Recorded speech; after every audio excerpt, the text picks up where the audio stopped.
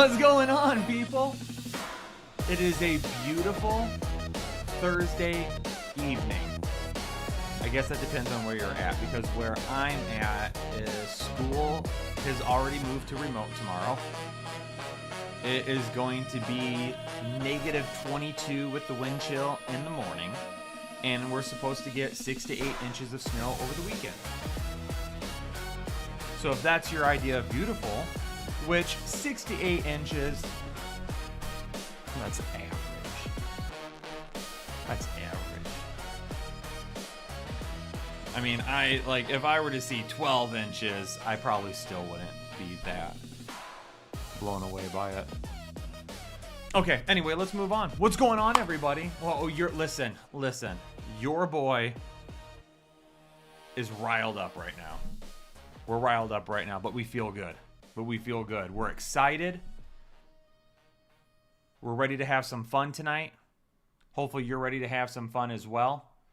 Let's talk about awards finalists for the 2025 NFL season. Let's talk about some awards finalists. And we're going to start our evening there, which I had it up and I just realized I exited out of it. So now you got to give me a minute to find all of those awards once again. Just a second. What? Whose page? Jesse Minter being hired by the Baltimore Ravens to be their head coach. Congratulations to him. That's awesome. Jesse Minter is a stud. Absolute stud. Robert Saleh becoming the head coach for the Tennessee Titans. I'm glad that he's going to get another shot. Where's the list that I had of all the finalists for awards?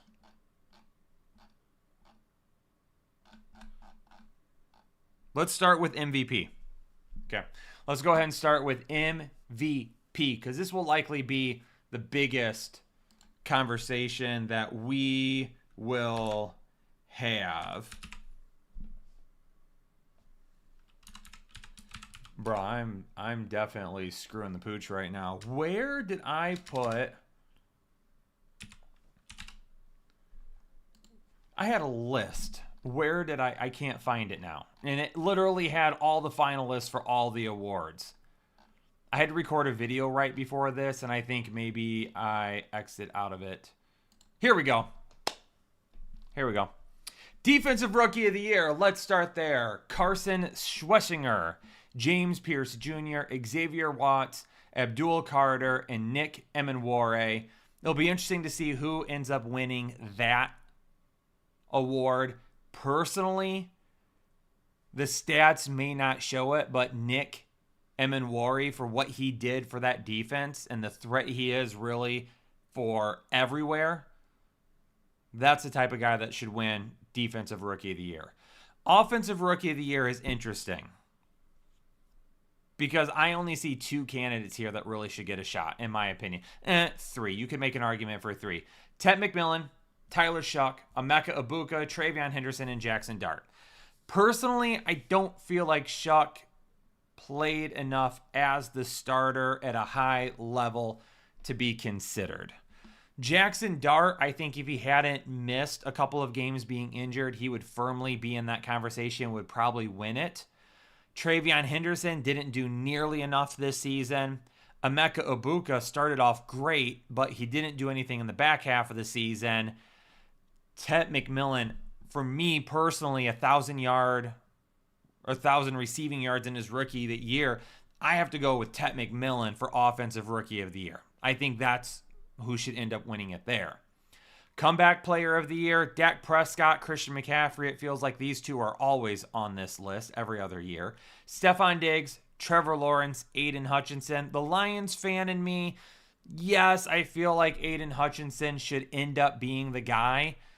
That was a pretty gruesome leg injury last year. 14.5 sacks this year. That's an outstanding number for Aiden Hutchinson. But if I'm giving a non-biased opinion, I feel like Trevor Lawrence should get a ton of respect in this category. It's probably going to be Christian McCaffrey, It's probably going to be Christian McCaffrey.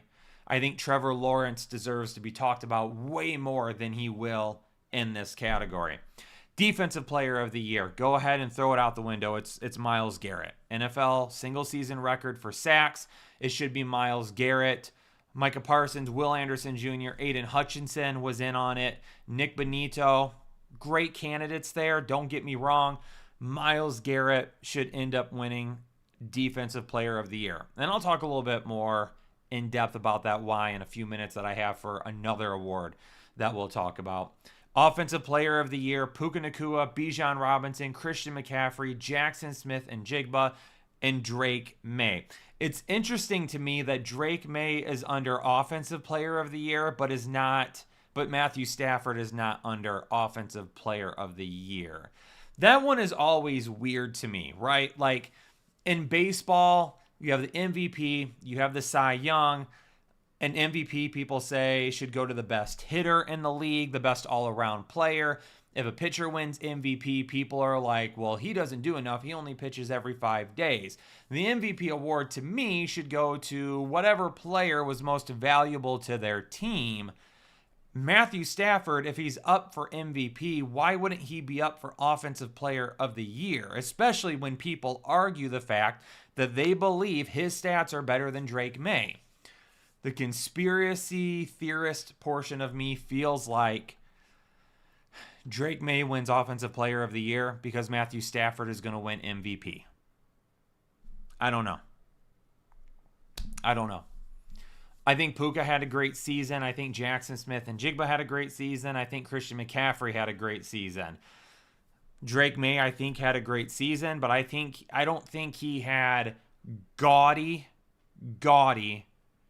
offensive numbers the way like a Christian McCaffrey or a Jackson Smith-Njigba did. So when you look at that award and you look at Offensive Player of the Year, it's like, should it be Drake Maye? I think he should be more in the MVP conversation. Why is Matthew Stafford not in this conversation? So I'm wondering if Drake Maye wins this, Matthew Stafford wins MVP. Assistant Coach of the Year, Brian Flores, Clint Kubiak, Vic Fangino, Josh McDaniels, and Vance Joseph. I think all of these guys are incredibly deserving of this award. The defense that Brian Flores has had the last 2 years in Minnesota, though, my vote would go to Brian Flores for the job that he has done defensively. If it weren't for his defense this year, it would have been very interesting to see where this team would have landed. They ended up finishing 9-8. Just a second. I'm getting a call from my son. Hold on, just a moment.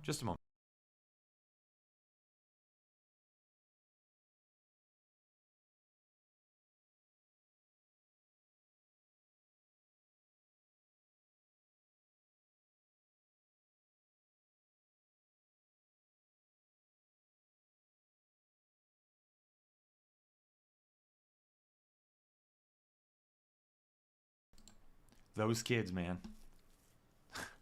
I talked to my son maybe half hour ago, and I said, hey, I have to go live at 8. I will call you back after. He said, okay, that sounds good. Talk to you later. He just called me, and I was like, hey, bud, I'm live. He goes, oh, you are? I said, yeah, remember? I would call you back afterwards. He goes, oh, I don't remember that. Swag Jr. Selective hearing. That's okay. Let's get back to it.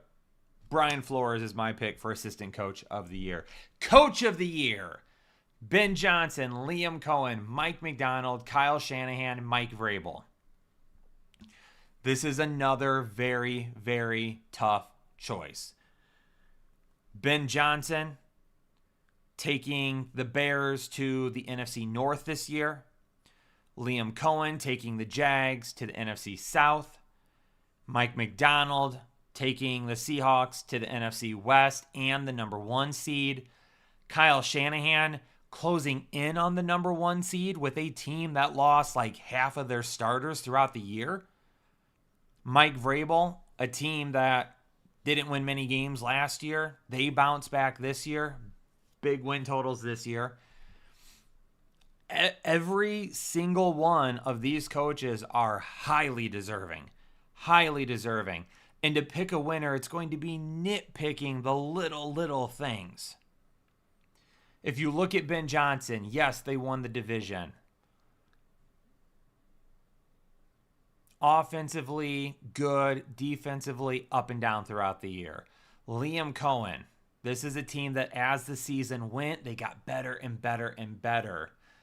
And for as much as Ben Johnson did for Caleb Williams, to see what Liam Cohen did for Trevor Lawrence, to me, is a little bit more impressive. Mike McDonald, when you look at the whole body of work, getting the most out of Sam Darnold. Obviously, he had a good year last year. Kind of drifted off at the end. People kind of wrote him off again. He still gets his deal in the offseason, signs with the Seahawks. Seahawks trade Geno Smith. Ended up being the best move for that team. Defensively and offensively, I feel like Mike McDonald got the most of the entirety of his team. For as impressive of the job that was done in San Francisco for Kyle Shanahan, I understand there was a lot of injuries. But again, when you take into consideration how good a team was for the entirety of the year and where they finish, my vote goes elsewhere. It's a tip of the cap to Kyle Shanahan, though. Nothing against him. Mike Vrabel. I'm a big Mike Vrabel fan, and I think a majority of people are, and it never really made sense why he was fired from Tennessee. And hopefully Robert Saleh works out for them, and ultimately it works out for both teams. It already is for the New England Patriots, but Mike Vrabel got a lot out of his team. However, his defense was really, really bad at the beginning of the year. And a lot of it was due to injuries. And if I have to kind of knock Kyle Shanahan down and say, I get that you played well through injuries, I feel like I'd be a little hypocritical to say, well, Mike Vrabel deserves it despite the injuries. I am going to say personally, my vote would go with Mike McDonald or Liam Cohen. Those are where my votes would go to. I have nothing against Ben Johnson. I've said it in other live streams and other videos. I understand. He left Detroit, went to a direct competitor. It is what it is. He did a great job. I've had nothing but great things to say about Ben Johnson. Nothing but great things.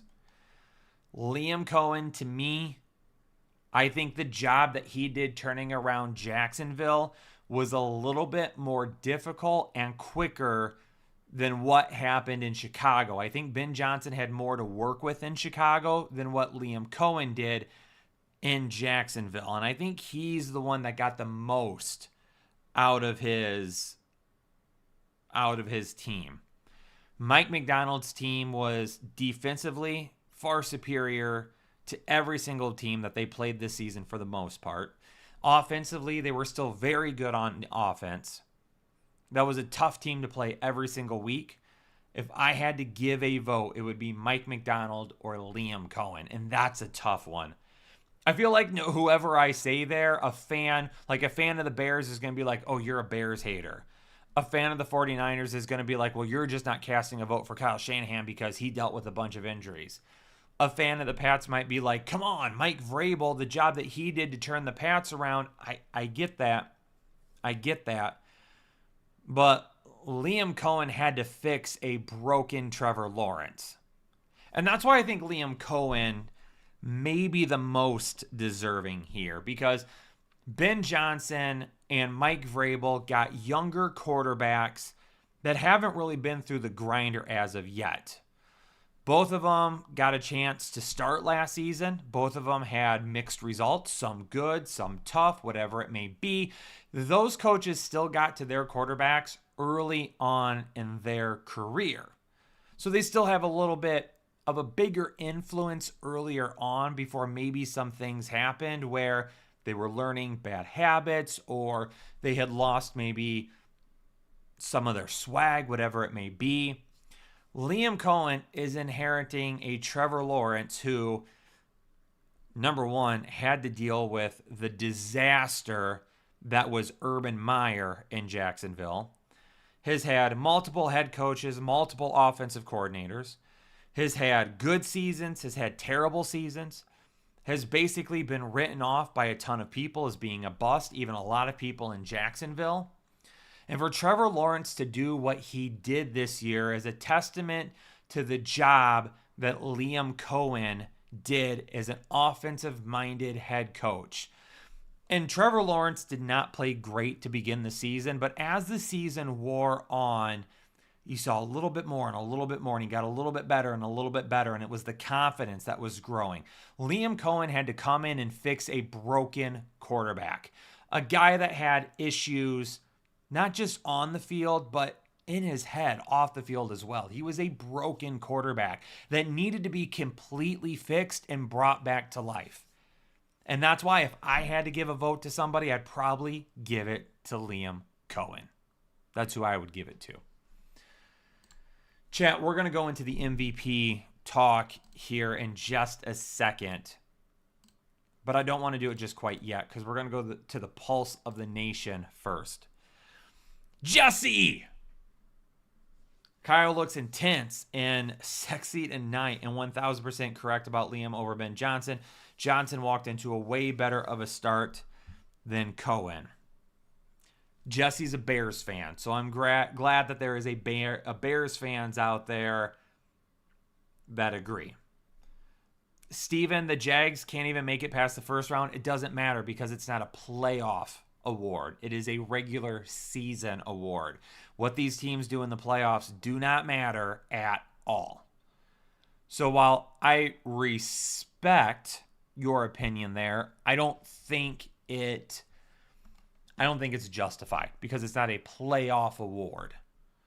Ben Johnson going to where he did in the playoffs is no indication or factor to what was done during the regular season.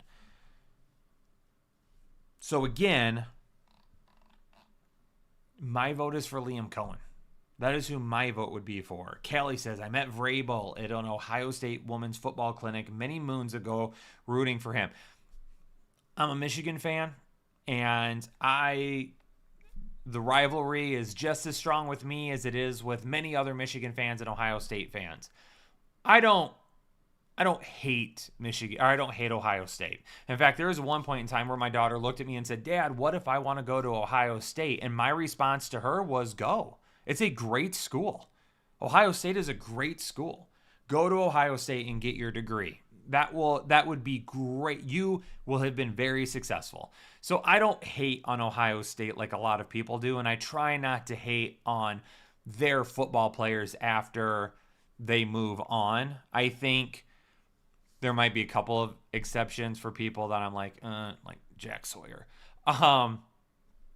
There's maybe a couple of them that I'm still not fans of. But Vrabel, I've always been a Vrabel fan. I think what he did in Tennessee was top notch. I think he was the perfect guy for there. I think he got the short end of the stick.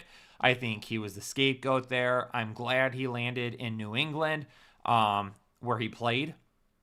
I'm glad he got an opportunity to turn that franchise around. If Mike Vrabel were to win that award, I would love it. I would love it. I feel McDonald, the unclear ambiguity. I feel McDonald had a harder task. Jags had an easier division compared to the Seahawks. I mean, the Jags were in a division with the Houston Texans. The Houston Texans may have had the best defense in all of football this year. The Indianapolis Colts were the number one seed in football, or the number one seed in the AFC, before Daniel Jones went down with his injury. So I don't know if I would push my argument to the fact that he was in a easier division, because the AFC South wasn't necessarily easy this year. I wouldn't say that. Now, obviously the NFC West was the toughest division in football. All three of those top teams had a shot at the number one seed going into the final week of the season. So I get it. I get it. The Jags road was not easy, though. The Jags road was not easy. STG with a $13.99 donation from Canada says just cuz. STG, I appreciate the just cuz, my man. It makes me feel good. I appreciate you. What's going on, OEG? Brian Vrabel, for me, he fixed a broken team and is getting the most out of a mediocre team. I don't know. I don't know if New England is mediocre. Obviously, with their record last year, it would feel like it. But the Jags' record wasn't that great either. So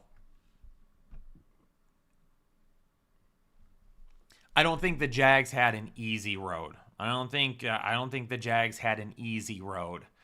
I understand what you're talking about because of how good the NFC West was, but I'm not going to stick my nose up to the AFC South. I don't want to do that because I think the AFC South was tough this year. But we have a conversation that has to be had that basically everybody is having in the football. I'm reading a comment and trying to talk at the same time. In the football world, I like within football, without football, it's a big thing right now. Matthew Stafford or Drake Maye is the MVP this year. And I don't think you can go wrong with either one of them. But the MVP vote has always been an interesting vote because I think people get tied up in the numbers way too often when it comes to the MVP. And the MVP for me is an award that should go to truly the most valuable player. When I look at an MVP, do I look at numbers? Absolutely. Do I look at team record? Absolutely. Those are both a factor. But the biggest thing for me is what did a player mean to their team? Because like we just talked about a second ago, Drake Maye is up for Offensive Player of the Year, but Matthew Stafford isn't. So why would Matthew Stafford be up for MVP and Drake Maye would be up for MVP, but Matthew Stafford wouldn't be up for Offensive Player? Offensive Player of the Year is a player who put up truly gaudy numbers. Offensive Player of the Year is a numbers award because you're looking at the offensive player that did the most throughout the season. Offensive Player of the Year is a numbers award. The MVP is not a numbers award. And that's where people get a little bit too caught up. Because I can be over on X and I can see people fighting back and forth for the last week about Matthew Stafford or Drake Maye. And some of the number one arguments come down to who had the better numbers. And that's the wrong argument to have. Because while it's a part of it, we should be focusing on who means the most to their team. Who is truly the most valuable player to their team? If Drake Maye gets hurt and misses a substantial part of the season, do the New England Patriots finish as the number 2 seed? If Matthew Stafford gets hurt and goes down for a significant portion of the season, do the Los Angeles Rams finish as the 5 seed? I think there would be a little bit more to say about Matthew Stafford if the Rams finish as the 1 seed and knock off the Seahawks, because then at that point you could say, well, in a division that was that tough, I don't think you win that division without Matthew Stafford. There's a little bit of context here. So to me, it comes down to which player truly was the most valuable to their team. Can the Rams finish where they do without Matthew Stafford, and can the Patriots finish where they do without Drake Maye? It was an interesting MVP argument that I had years ago, it feels like at this point.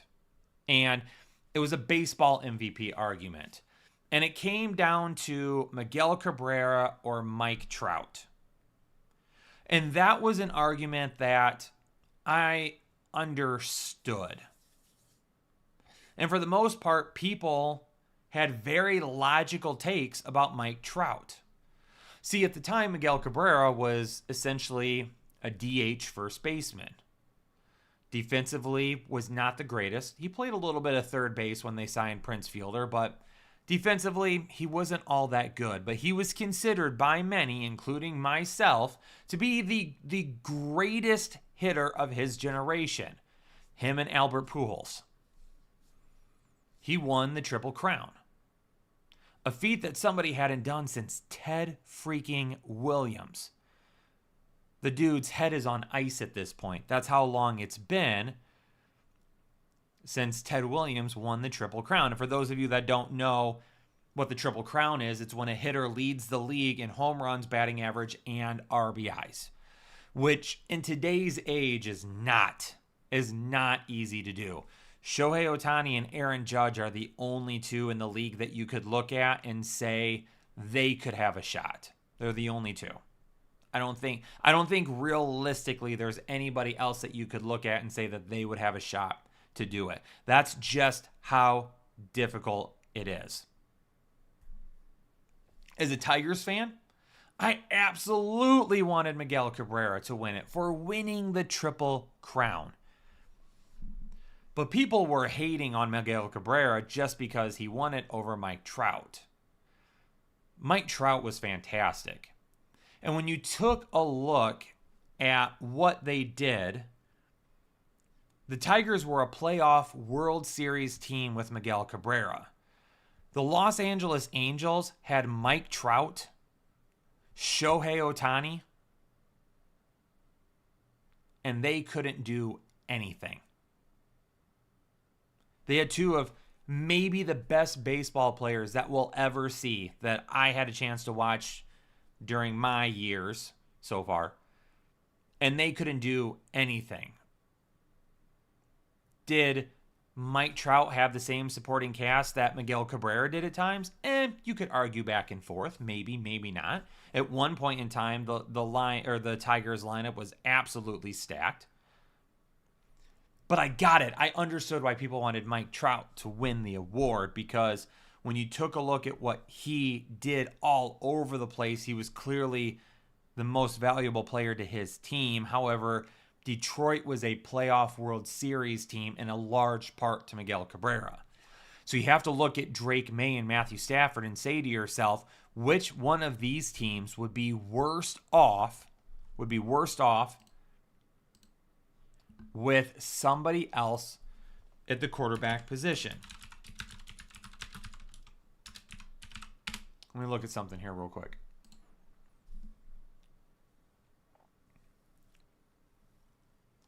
Okay. So the backup quarterback in New England, Josh Dobbs and Tommy DeVito. Josh Dobbs and Tommy DeVito. You have to think to yourself, if Josh Dobbs or Tommy DeVito had to come in and take over for Drake Maye, would they have won as many games as if Jimmy Garoppolo would have come in and started for the LA Rams? And that's kind of where I start to draw the line of who is more deserving of the MVP award. Because when you look at the numbers, maybe the numbers, especially when, and somebody brought it up, Oliver, talking about schedule and who maybe had an easier path, this is an argument that you absolutely could have. Who performed better against better opponents? Matthew Stafford did. Now, if the Rams lose Matthew Stafford, do they have a better chance of finishing where they're at right now than what the Patriots would have finished without Drake Maye? Yes. I think the Rams could have still made the playoffs with Jimmy Garoppolo. For the New England Patriots, they definitely don't finish as the 2 seed. Maybe still sneak into the back end of the playoffs. Maybe. Depending on how things would have went for them. It is a tough decision, and I don't think there's a bad decision. I don't think there's a bad pick, to be honest with you. I think if Matthew Stafford wins, Matthew Stafford was very deserving. I think if Drake Maye wins, I think Drake Maye is very deserving.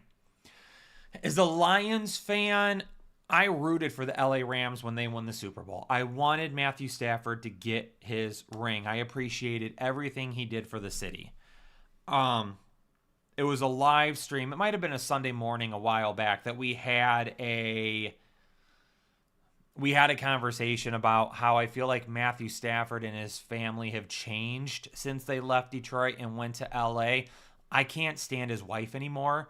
I don't know what happened to her, but the way she talks about people now is just, it doesn't sit well with me.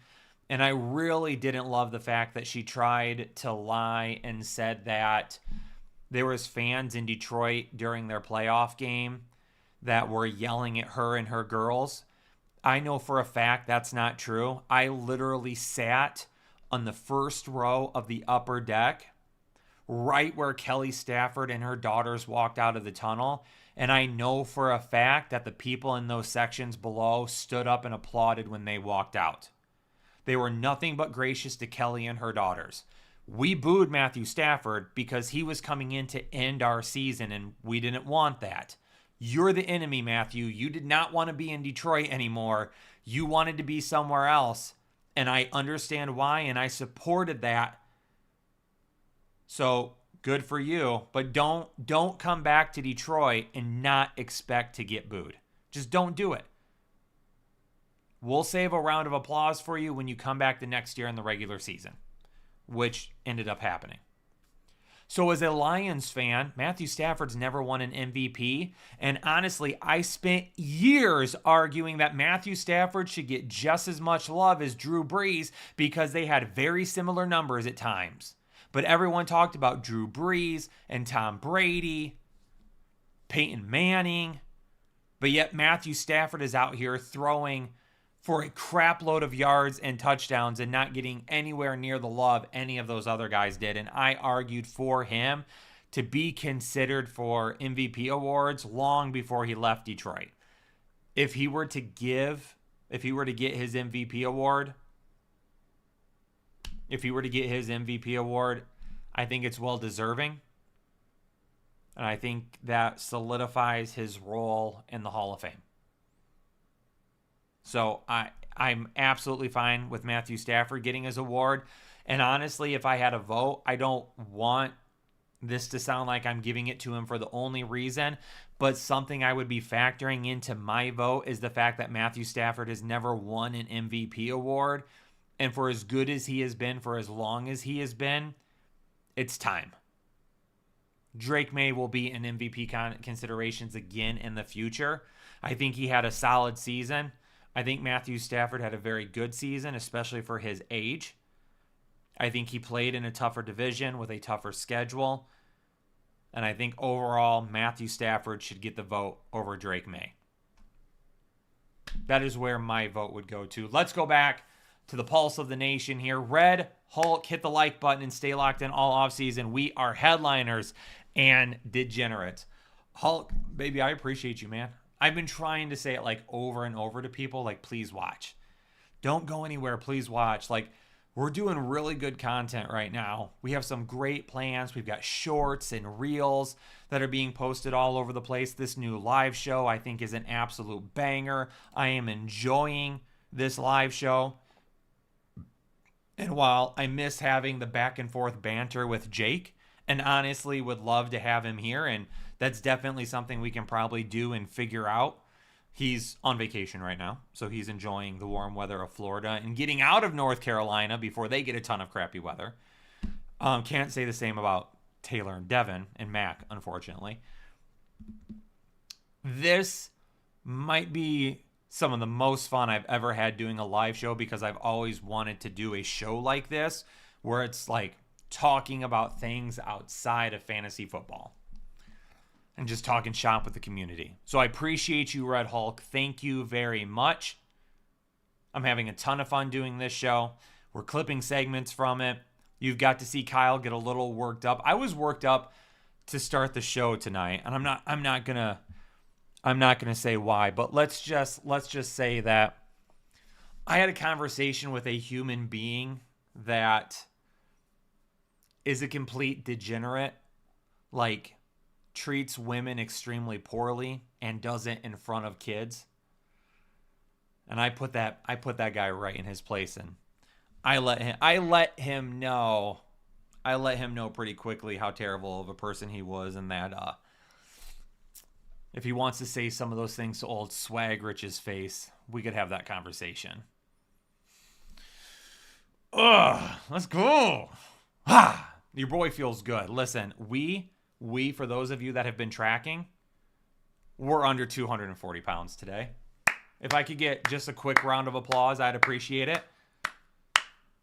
I appreciate it. Thank you. We're under 200. We are... Hold on. I have to do the math real quick.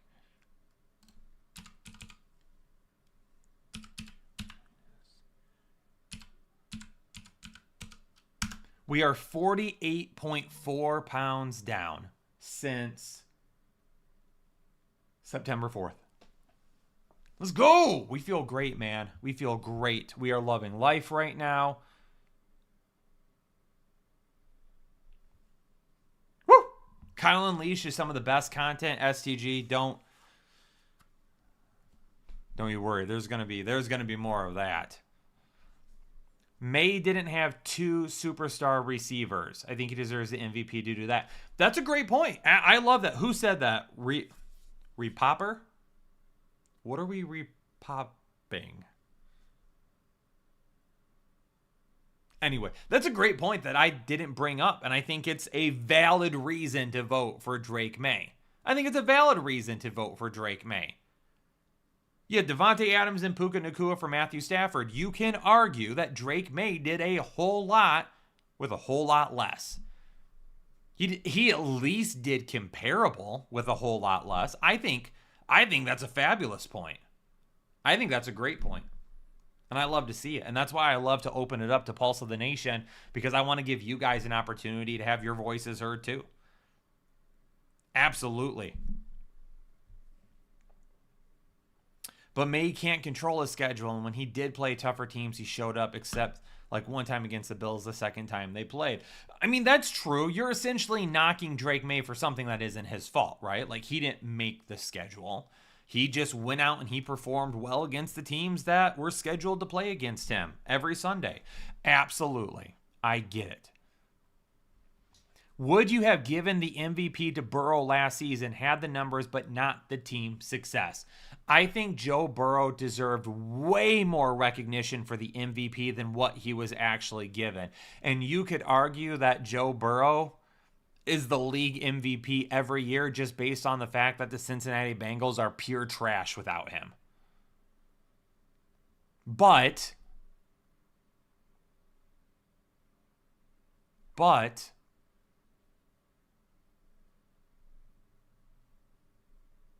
they're trash nonetheless. I mean, Flacco did great, like, stepping in this year, right?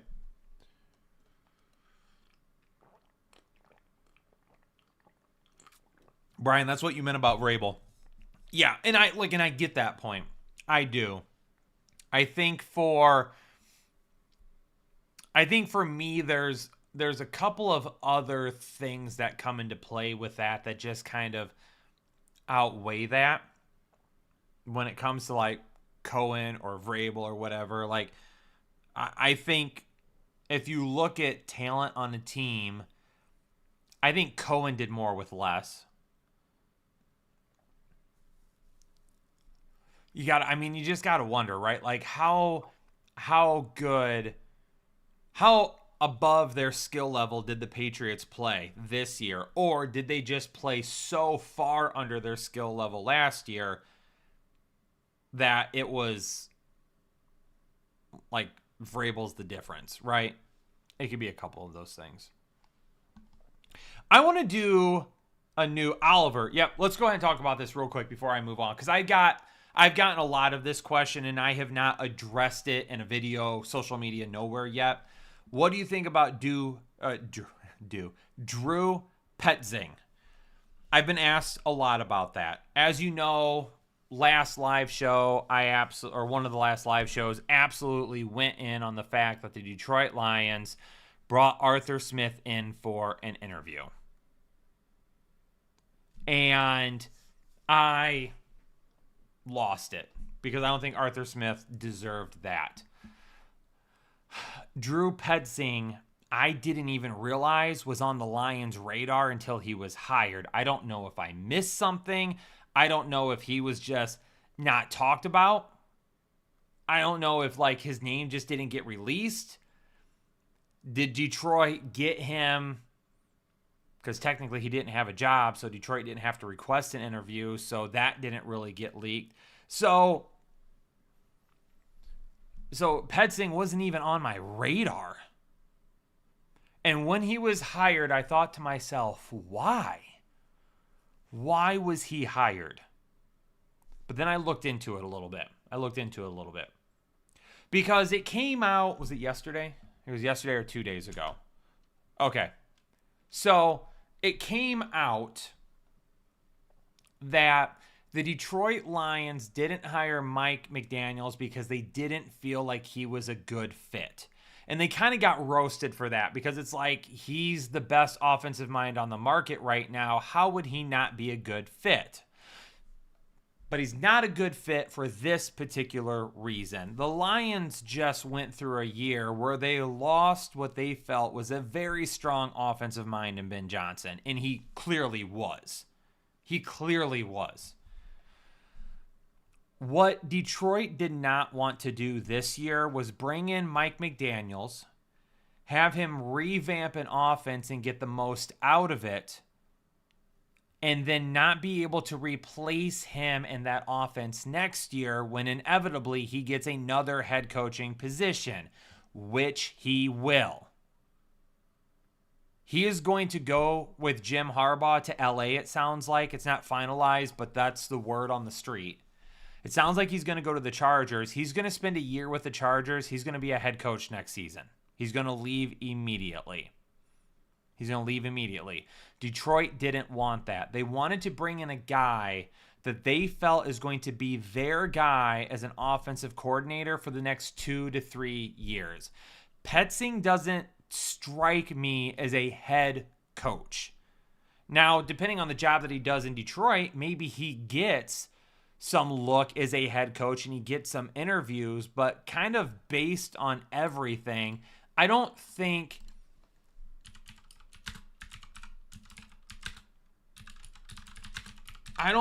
he's going to be heading anywhere to be a head coach anytime soon. And where he has been so far in his career, he's 38, so he's kind of on the younger side. So he started off as a volunteer student assistant at Harvard. It's a pretty decent place. Then he was a graduate assistant at Boston College for 2 years, and then he was an outside linebacker at Yale, an outside linebackers coach at Yale. He was with Cleveland as an intern. He was an offensive assistant, assistant wide receivers, assistant quarterbacks, wide receivers coach for the Minnesota Vikings. So 1, 2, 3, 4, 5, 6 years as an offensive coach there. Went back to Cleveland and coached tight ends for 2 years. Then he coached the quarterbacks in 2022. 2023, 24, 25, he has been the offensive coordinator for the Arizona Cardinals. One thing Drew Petzing does, he likes to run 12 personnel. He wants 2 tight ends out there on the field. Detroit loves to do that. He knows how to utilize his tight ends. Detroit wants to do that with Sam Laporta. A run game as an offensive coordinator.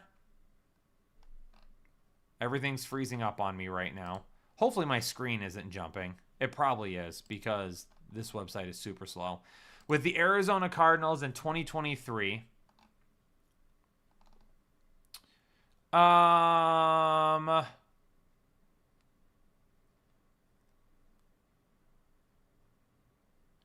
rushing yards in 2023, they ranked 13th in attempts, 14th in rushing yards, 9th in rushing touchdowns, 2nd in yards per attempt. That was in 2023. In 2024, they ranked 11th in attempts, 7th in rushing yards, 8th in rushing touchdowns, 2nd in yards per attempt. James Conner ran for 1,094 yards. That second year there. In 2023, James Conner ran for 1,040 yards. He likes to use his running backs. He likes to use 2 tight ends. He likes to work off motion, which the Lions love to do as well. And on top of all of that, over the last 3 years, the Arizona Cardinals have ranked higher in explosive plays than the Buffalo Bills, the Philadelphia Eagles. Many, many solid teams. They have been top 10 in explosive plays over the last 3 years. The problem is that their offense was inconsistent because he had Kyler Murray as his quarterback and he was trying to make that work. Now he gets to go run an offense with Jared Goff, Amon-Ra St. Brown, Jamison Williams, Jahmyr Gibbs, potentially David Montgomery. Hopefully Sam Laporta can get back. Hopefully they can fix the offensive line a little bit. The Petzing hire makes complete sense to me because Brad Holmes and Dan Campbell want somebody that's going to come in, revitalize their offense to do what they feel like they already do really well and to stay. That's why Petzing got the job. I don't disagree with it. I understand why people would disagree with it. I don't. And I'm going to, like I said, when I talked about Dan Campbell last week or 2 weeks ago, whatever it was, I'm going to trust in Dan. If he had hired Arthur Smith, I wouldn't have. But that's a completely different story. I think Petzing is a good fit in Detroit. He's not sexy, but guess what? Neither was Dan Campbell. I don't know. Dan Campbell's kind of sexy. I hope he sees this. I hope somebody sends this to him. And he sees this. I want to do something new. And this is not something that we really have ever done before.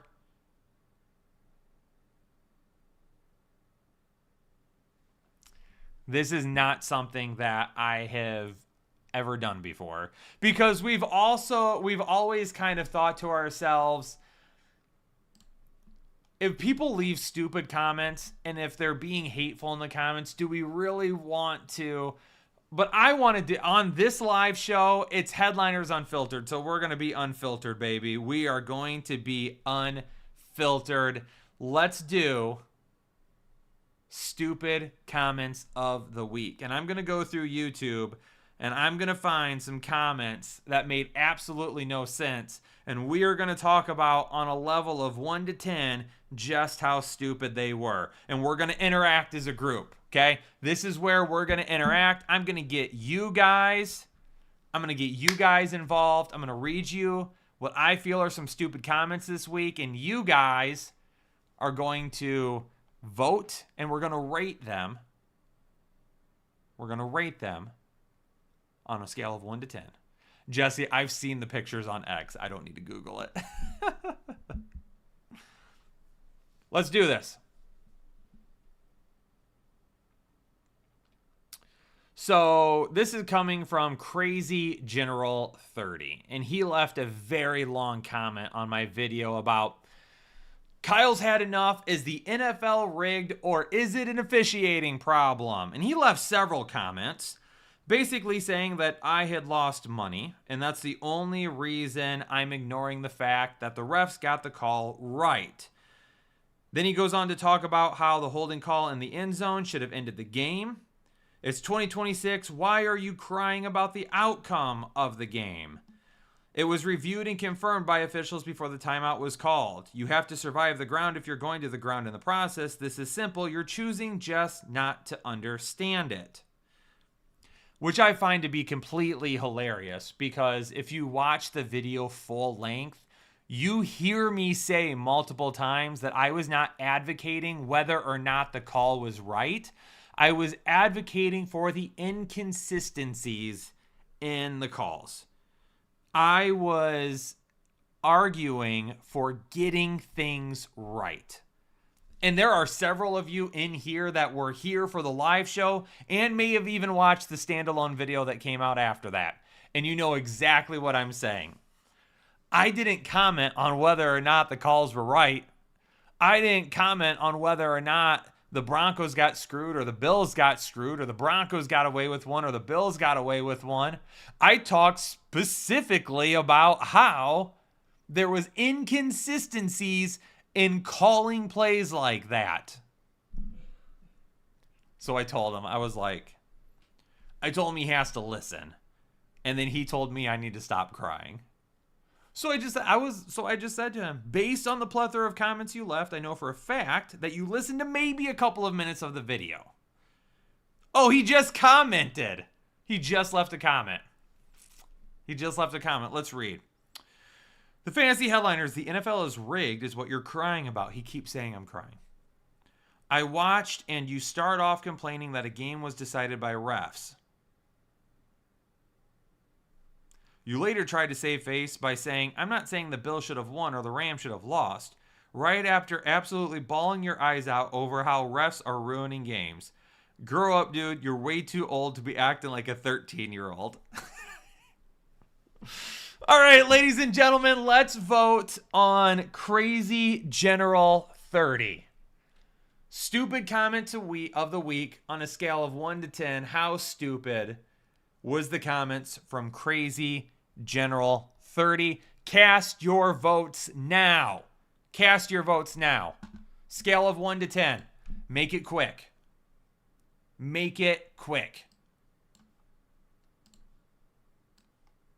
Let's do it.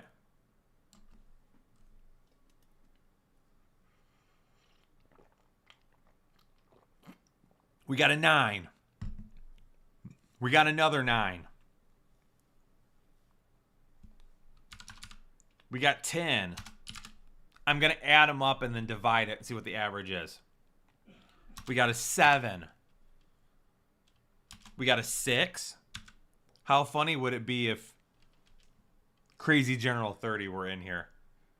We got another 6. We got another 7. Okay. We're going to see what the average is here in just a minute. Couple more votes and we'll see what the average is. This is supposed to be fun. We're having a good time with this. Still boo that man. Yes. After we figure out the final score, then everyone has to boo that man. That will be the goal with Stupid Comment of the Week. And then you guys are going to have to let me know whether or not you want to bring it back. We got another 10 here. What's that? 1, 2, 3, 4, 5, 6, 7, 8 votes. That is an 8. An 8 out of 10. So everybody in the comments, let's boo him. Boo! Boo Crazy, what's his name? General 30. I mean, he does have crazy in his name, right? What's another one?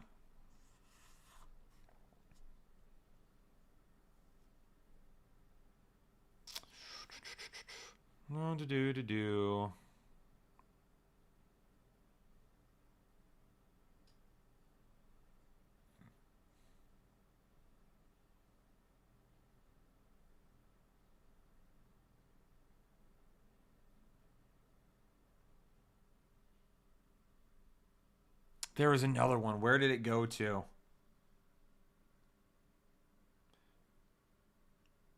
Oh, here was the other one. Jonah Flores. Jonah Flores, 1147. Jonah says, typical Lions fan take. Kyle doesn't know ball. There's 2 biggest crybaby fans in the NFL. I'm saying what he wrote. English is not great. The Bills fans and their younger brother, the Lions fans. I'm sorry. What? You think Lions fans are top 2 crying fans in the NFL? And then really the most ridiculous part of all of this was he said that I don't know ball. Come on. Come on. Chat, does your boy know ball? No comment, Jesse.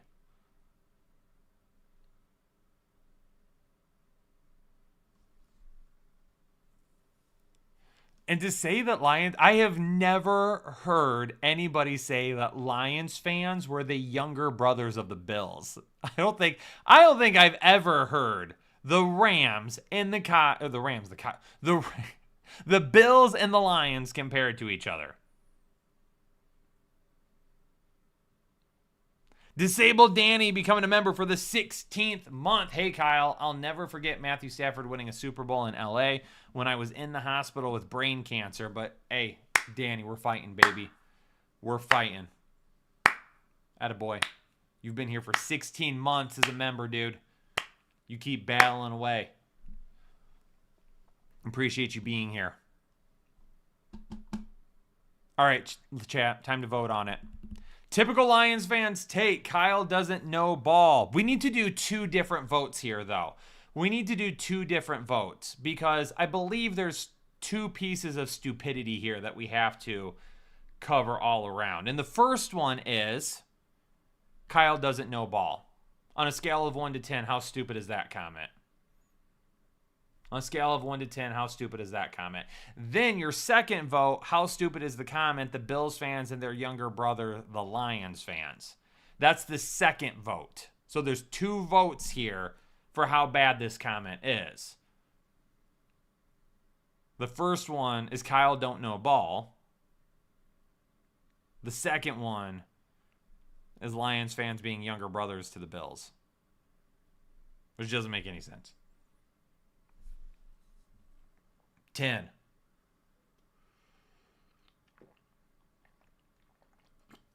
A 10 and a 9, a 10, a 10 and a 10. Brian, I like that. Brian says it's a moist 10. So if it's moist, does that mean it's a little bit closer to 8? Or, excuse me, a little bit closer to 9? Jesse says Kyle not knowing ball is 69 out of 10. I'll take that. It's going to skew the numbers. It's going to skew the numbers. Not as much as a moist 10 would. Is 10 moist because the 1 is so close to the 0? No, we're not going to do that. We're going to get canceled. Can't do that. Can't do that. Should I find one more comment for us to vote on?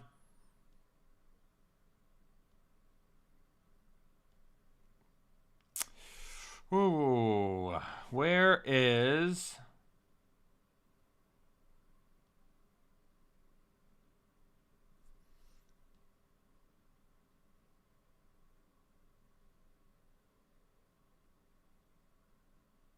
Oh, J Pro was another one. J Pro was not happy. J Pro was not happy. J Pro is clearly a Denver fan. Moist 10 is like an 11. Oh, okay. Okay, makes sense.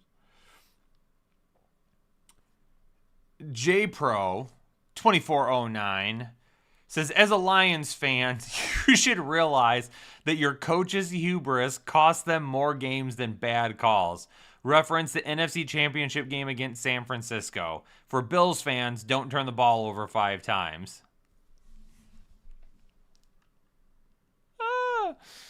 The Lions didn't lose the NFC Championship because of Dan Campbell going for it on 4th down. They lost the NFC Championship because Josh Reynolds got wide open on 4th down twice and dropped it both times. If Josh Reynolds just catches one of those balls, the Detroit Lions go to the Super Bowl. And you'll never be able to convince me otherwise.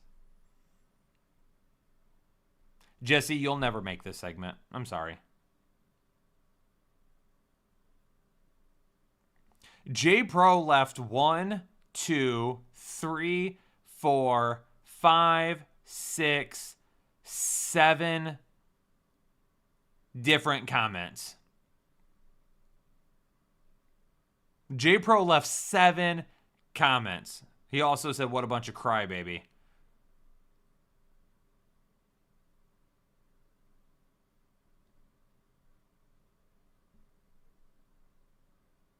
And then someone told him to get his eyes checked. It wasn't me. Wasn't me. No, you guys aren't supposed to make this segment. This segment is supposed to be for us as a community who's always here to have a little bit of fun. You guys are not supposed to be out there trying to get on the list. Smells like a crush to me. Oh, they have a crush on me? Probably. I mean,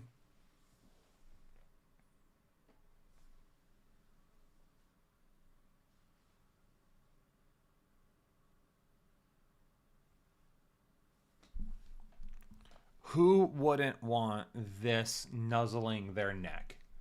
Not you, Jill. Not you. You don't count. I would never do that to P-Merc. Everyone else can respond. Who wouldn't have a crush on me? A 10 out of 10 jawline? I feel you. I feel you. I appreciate that. It might make me all tingly. We are about ready to go down a much different path than I expected. I got a text making fun of me for being a YouTuber, calling me an effing a-hole.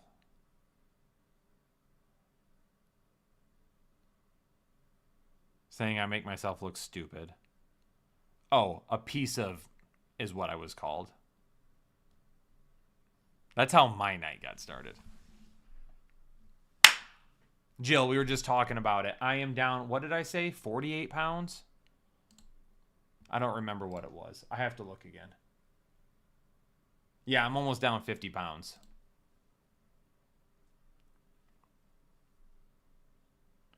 Any thoughts on the Minter hire? Absolutely love it. I think Minter is freaking fantastic.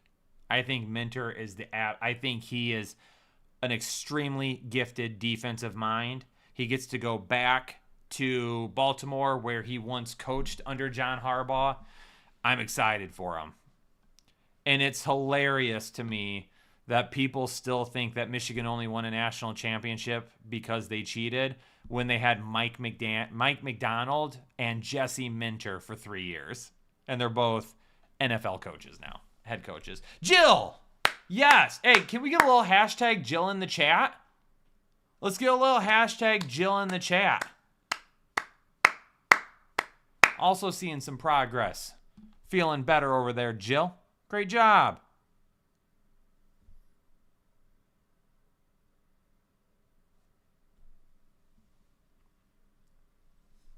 Love McDonald. Love McDonald. Love Minter. Both fabulous. Minter's going to win a lot of games. Ladies and gentlemen, we've had fun tonight. I wanted to try tonight because I was asked by several people to do a live stream at night. And I said okay that I would do it, just to see what the numbers were like. I'm going to be honest to everybody watching right now. This is probably our lowest viewed live stream so far.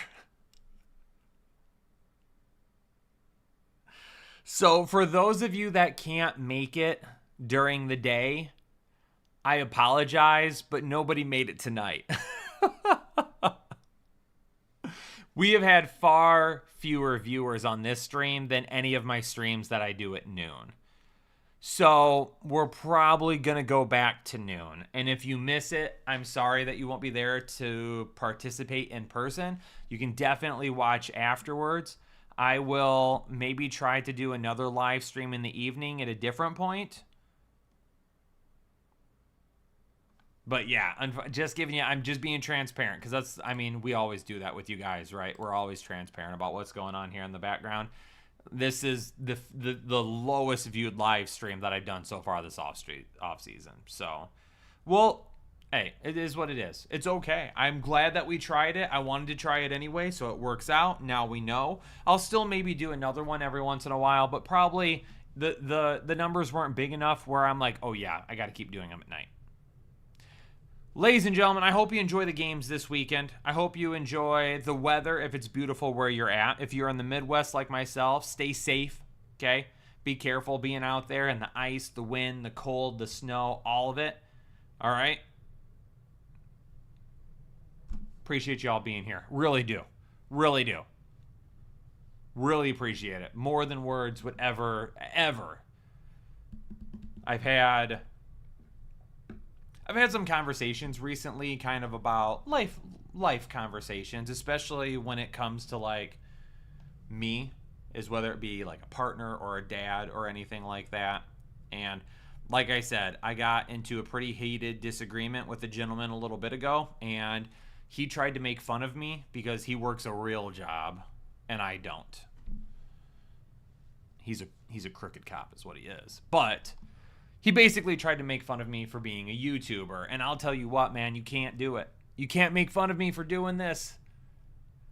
Because this job has given me more than I would ever be able to hope for doing anything else. I get the freedom to be available for my kids.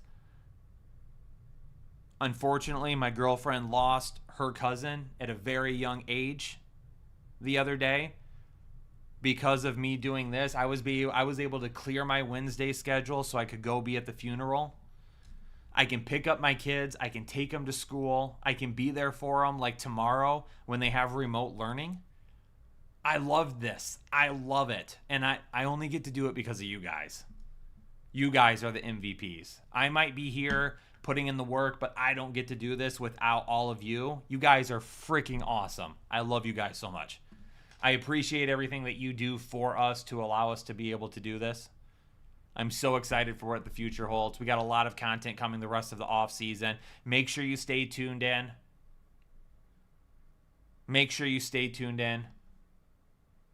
I appreciate it, Headliner Nation. I just realized on the stream settings that I have slow chat enabled. So you can only chat like every minute. I have to turn that off. That's why the chat isn't more explosive. I didn't realize that. My fault.